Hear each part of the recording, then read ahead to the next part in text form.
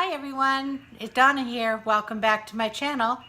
We're here for the third and final leg of the fall challenges that are hosted by Arlynn over at Arlynn's Country Craft Corner and Kim from Sweet Daisy Creations. It has been great fun and a lot of inspiring videos out there.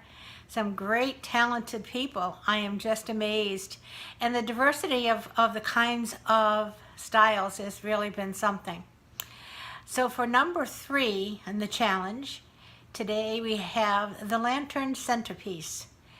And the lantern centerpiece that I have made sits on my dining room table, very close to the 3-tiered tray actually that I showed you last week. And I'll give you the full effect at the end of the video.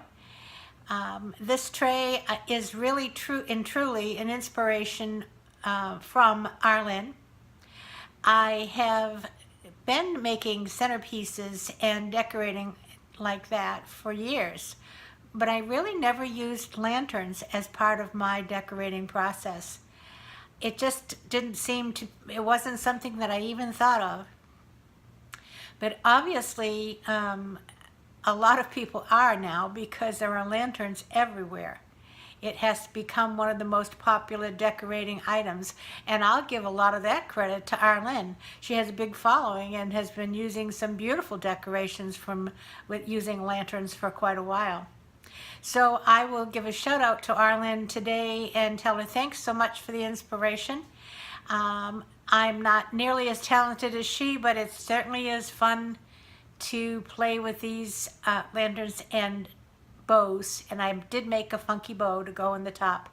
So without further ado, I want to say thank you to all of my new subscribers and to all of you who have commented on my videos. It really is fun to get comments and read what other people think about what you did.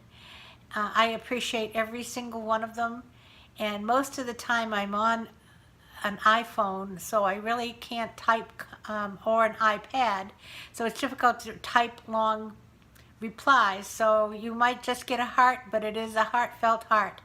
And I do thank you all for stopping by and seeing what I have created. If you like what I create, please hit the subscribe button and the bell, and you'll see it every time I come on to create something. But for now, let's turn around and see the lantern centerpiece for the dining table. Be right back. Here we are. Here's the lantern centerpiece that I've created. I use it on my dining room table, which I think you can probably see the built-in hutch behind where the 3-tiered tray is displayed, and we'll see what the whole effect looks like at the end. But right now, let's look at the lantern and the centerpiece. I use a table runner. My table does not have a tablecloth on it. We don't normally use this table except for perhaps Thanksgiving and Christmas. We use the table in our family room, or actually most of the time TV tables. But anyway, this is the lantern. It is sitting in a tray. And I will tell you, it does make it very convenient to move this over onto the sideboard when I need to use the table or put a tablecloth on or change the leaves, take them in, take them out. So I can understand why you would. It also is equipped with fairy lights. And it really looks beautiful in the evening. Let's get a closer up peek. As Arlynn has said about balancing corners, I have used these pumpkins in each one of my corners.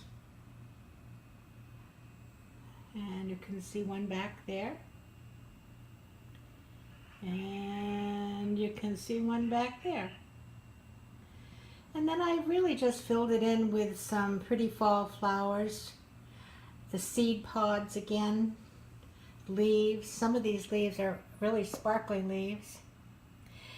Inside, I don't know if you can really see inside, but inside the lantern. The candle has a pitberry candle ring around it, and actually there are pit berries on the bottom of this display on the tray. You can see a few of them coming out here and over there in the corner. And then the bow is a funky bow, and I used 4 different ribbons. This is a 12 loop bow.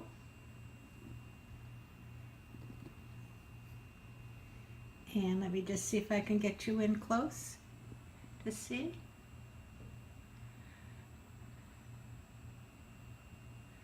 And when I put the fairy lights on, I did run them up into the bow, and it really looks pretty at night. And I just added a few things. Truthfully, I'm not one that enjoys a whole lot of stuff sticking out of the bow. I think sometimes, because particularly this was 12 loops, it's a pretty big bow on its own, and it didn't need a whole lot of extra. But I did want to put in, the criteria is to have some decorations within the bow. I can share with you, oops, if I don't fall over trying to get there, that there also is, excuse me, a swag coming down.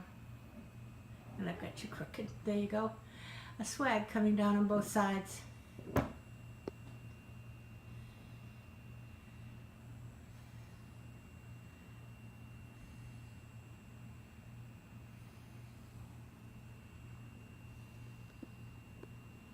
So I'm going to put the overhead kitchen light off and see if you can get the effect from both the centerpiece with the funky bow and the seed pods and pumpkins, along with the 3-tiered tray. So let me just back up here until I get to my light switch.